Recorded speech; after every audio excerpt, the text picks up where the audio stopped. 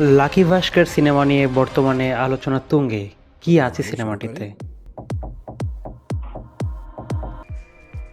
সিনেমার মূল চরিত্র ভাস্কর কুমার চরিত্রে অভিনয় করেছেন দুলকার সালমান। অভিনয়টা করেছেন বেশ ভালোই। দক্ষিণী সিনেমার শিল্পীদের এটাই সবচেয়ে ভালো গুণ।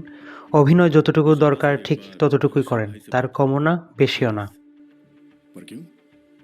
He will take care of you. সিনেমায় দুলকার সালমানের চরিত্রের নাম ভাস্কর কুমার। এই চরিত্রকে ঘিরেই সিনেমায় সালমানের স্ত্রী সুমতি কুমারের চরিত্রে অভিনয় করেছেন মীনাক্ষী চৌধুরী, পরিচালনা করেছেন ভেঙ্কি আটলুরি, চিত্রনাট্য ও তিনিই লিখেছেন। अभी गिफ्ट कैसे लाएंगे? 1989 থেকে 1992 সাল পর্যন্ত সময় এই গল্পের প্রেক্ষাপট। ভাস্কর কুমার ব্যাংকের ক্যাশিয়ার, অল্প বেতনের চাকরি, সংসারে টানাটানি আর অন্তহীন চাহিদা, চতুর্দিকে হিমশিম অবস্থা। পরিস্থিতির চাপে কিছুটা বাধ্য হয়েই অন্ধকার জগতে প্রবেশ ভাস্করের।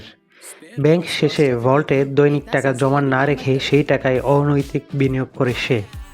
এভাবে টাকা কামাতে কামাতে ভালোই টাকা কামাই করে ফেলে ভাস্কর। সংযোগ ঘটে মানি লন্ডারিংয়ের মূল হোতা হারসার সাথে। এক পর্যায়ে ভাস্করের অ্যাকাউন্ট তদন্ত করতে আসে সিবিআই। ঘটনায় দেখা দেয় নতুন মোড়। চলতে থাকে বুদ্ধির পাল্টাপাল্টি খেলা। মানি স্ক্যাম বা কেলেঙ্কারি নিয়ে আলোচিত সিনেমা বা সিরিজ নতুন নয়। The wolf of Wall Street, the big short, scam 1992, catch me if you can সহ আছে আরও অনেক সিনেমা। লাকি ভাস্কর এই ধরনের সিনেমার নতুন একটি সংযোজন। IMDb-তে বর্তমানে এর রেটিং 8.1।